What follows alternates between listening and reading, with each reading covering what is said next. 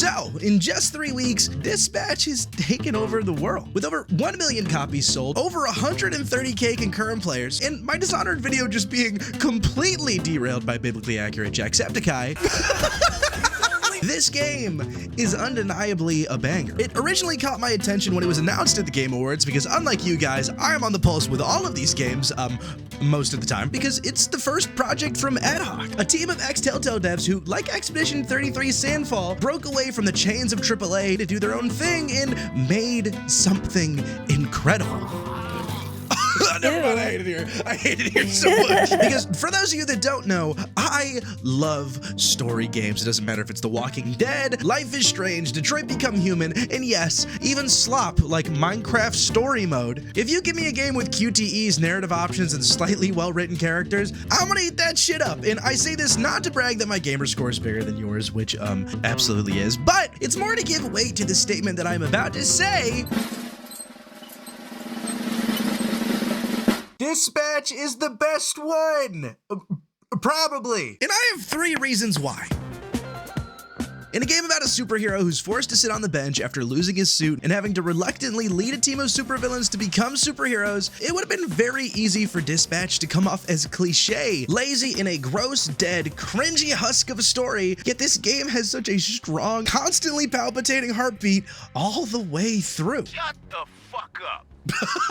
Take ex-Mecha Man himself, Rob Robertson. He's the guy we play as, and it would have been so easy to make him another, oh, hero without his power learns what it means to be a hero type guy. But from the jump, Rob already knows that. Sure, he's tired and sarcastic, and definitely has the ideal male living space, but he's fully aware of 1, how ridiculous all of this is, and 2, that every one of these villains can just totally be a hero if they want to be. He's not rediscovering heroism, he's just trying to teach it to a bunch of villains who barely listen, and boom, expectations subverted, but not in that fake, oh, we know you expect it this way. It's just good writing. This game is just good writing. Like how at the end of episode 2, there's this big scary moment of, oh, I totally kissed Phenomenon Omni-Man's girlfriend. That's gonna go poorly. Stop right now. Yeah, well, I kissed her on the lips, bud, so. And suddenly everyone online is convinced, oh, he's gonna go rogue or he's a twist villain. This is gonna go crazy. But no, he's just a depressed autism-coded alien who's trying his best to fit in and just got dumped and is now clinically oh my God, this is the best fucking joke in the game. You can put him on antidepressants. He's just an awkward, sweet guy, and despite that being caused by him being an alien, he's somehow one of the most human characters in the game.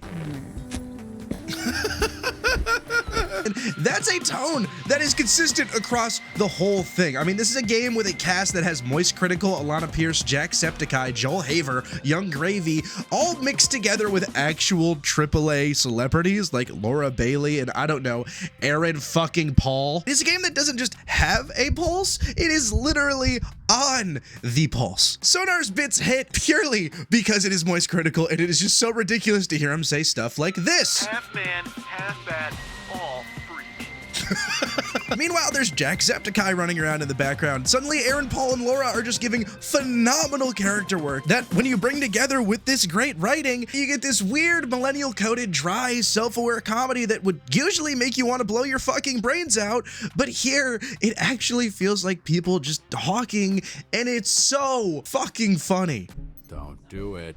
Don't fucking give that kid a cigarette. This is where I bummed it from. That's the address. It just feels alive, but it's also incredibly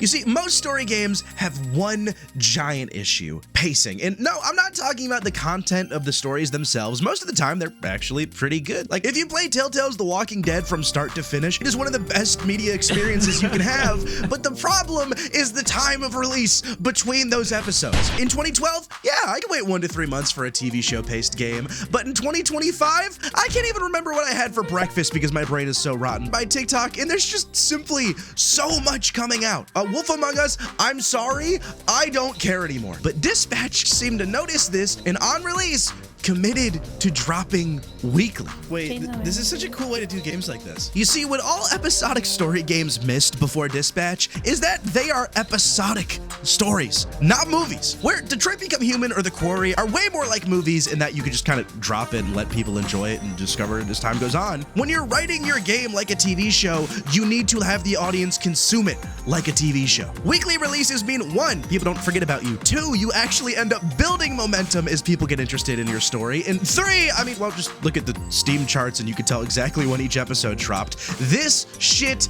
works. Oh, if only I could get that for my own channel. I can't wait to be done with school.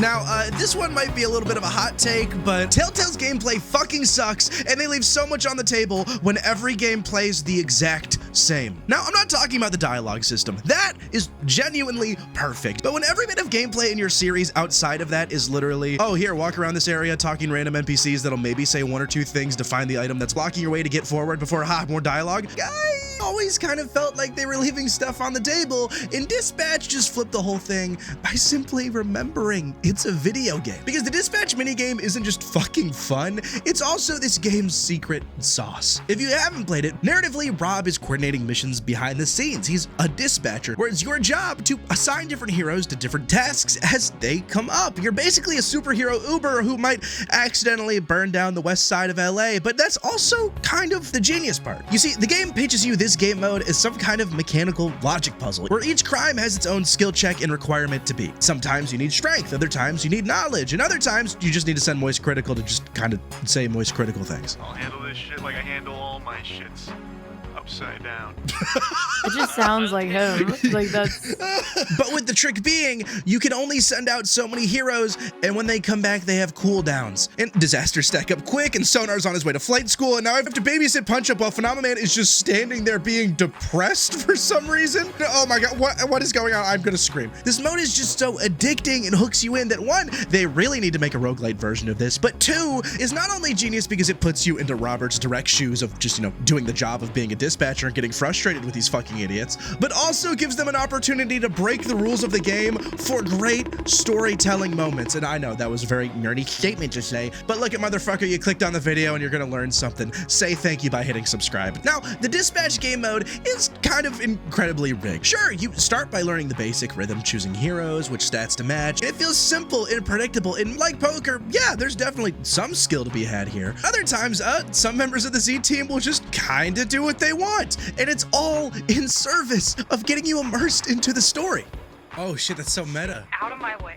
What are you doing, Invisigal? And the easiest example of this is the episode where someone's gotta get cut. Intention is immediately on every single character. You send them on missions, they start beating the shit out of each other, which not only puts one of them out of commission, but also only sends one person to the mission you plan for 2, which of course fails the fucking mission. So now, like Rob, I'm pissed, which is incredibly immersive, but also like, holy fuck, Invisigirl, please, that person's house is burning down, go! But it's also doing something only video game stories can do, where it slips into the mechanics of the game, and then the mechanics slip back into the story. When on the entire second shift, Invisigirl is just refusing to do any missions because, oh, she just wants to quit. I, 1, get really fucking frustrated, and 2, wow, that you have my attention, and suddenly we have a really nice tender moment, and I think I'm in love. And it's honestly this very creative way of storytelling that why every character in this game feels so goddamn purposeful. It's not that they are just funny and well written, they are useful in the gameplay, and as you level them up and get more stats and try to prioritize them, you can't help but get even more attached to them, which the game capitalizes again by constantly making you make story decisions that fuck one of them over. Moist, I know I sent you to flight school.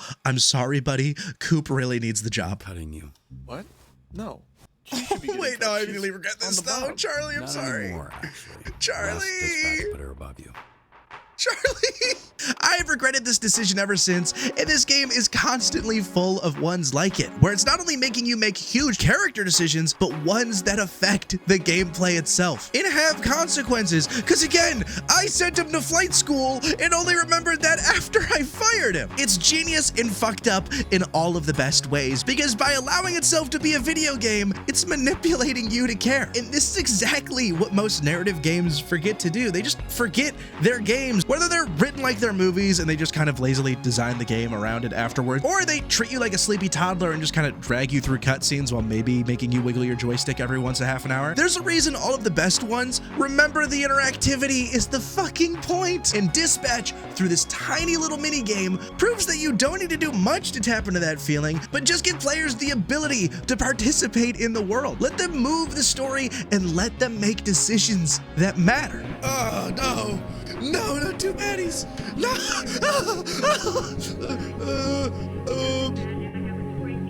I can fix it. Invisigang for life.